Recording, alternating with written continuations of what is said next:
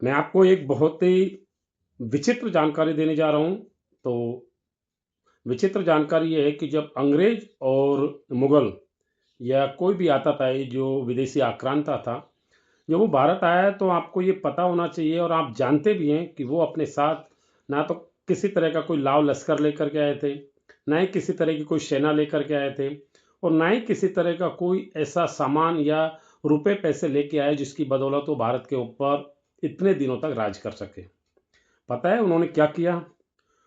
उन आक्रांता उन विदेशी आक्रांताओं ने, चाहे वो मुगल हो, अंग्रेज हो या लोधी हो या कोई भी हो, जो भी भारत देश में आए, वो अकेले आए, नियत थे आए और खाली हाथ आए। लेकिन फिर भी उन्होंने अपनी इतनी बड़ी राज सत्ता, यहाँ तक कि पूरे हिंदुस्तान के ऊपर राज किया। पता है कैसे किया?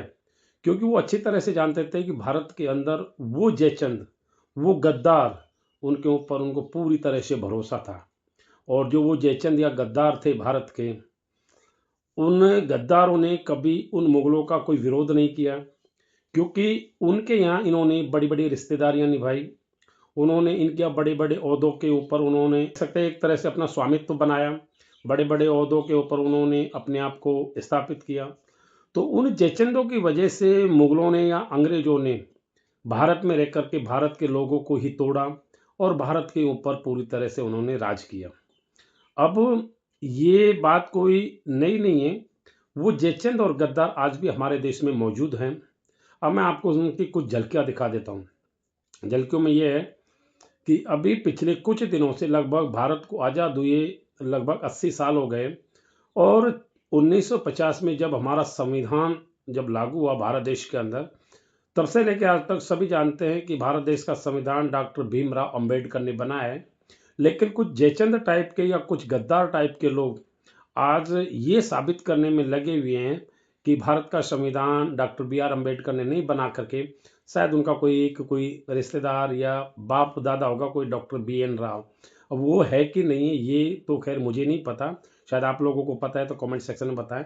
तो वो ये साबित करने में लगे हुए हैं कि डॉक्टर बी एन राव ने भारत का संविधान बनाया। क्या आपको लगता है डॉक्टर बी एन राव ने भारत का संविधान बनाया? अगर बनाया होता तो क्या इन जयचंदों के, या मतलब जो आज अपने आप को इतने बुद्धिजीवी समझ रहे हैं, क्या इनके पूर्वज इतने बेवकूफ़ थे कि उन्होंने डॉक्टर बी आर अम्बेडकर को भारत के संविधान के निर्माता के तौर पे इन्होंने एक्सेप्ट कर लिया?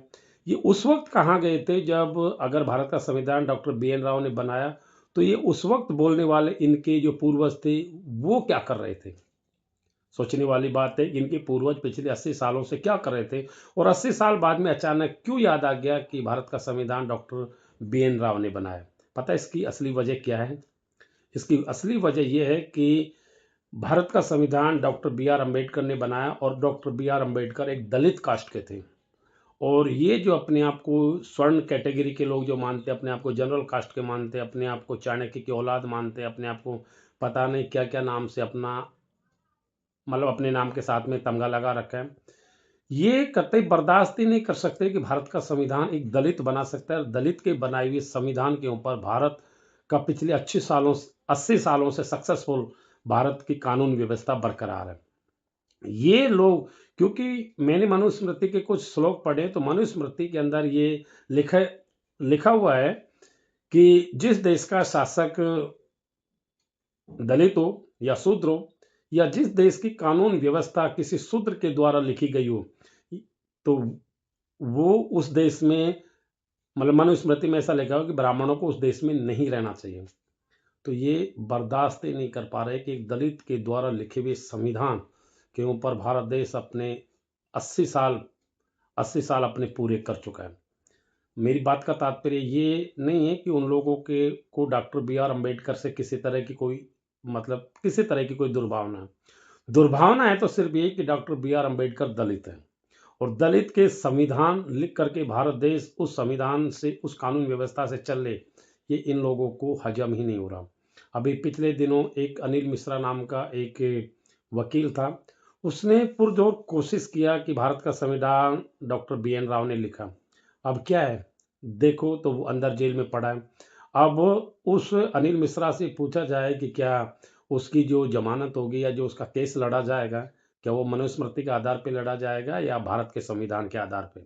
मुझे तो नहीं लगता है कि मनुस्मृति के आधार पर उसका केस लड़ा जाएगा। उसका केस जो भी होगा, ज़मानत होगी या जो भी होगी, ट्रायल होगी, सब कुछ होगा, वो भारत के संविधान के तहत ही होगा और भारत के संविधान जो डॉक्टर बी आर अम्बेडकर ने लिखा, उसी के आधार पर होगा। तो कहने का मतलब ये है कि दलितों से इस तरह की विचार या इस तरह की विचारधारा या इस तरह का उनसे मनमुटाव रखना ये अच्छी बात नहीं है। अगर आप वास्तव में बुद्धिजीवी हैं तो एक बार विचार अवश्य करिएगा और मेरी बात कुछ आप लोगों को अच्छी लगी हो तो शेयर ज़रूर करिएगा। जय भीम, जय भारत, जय संविधान।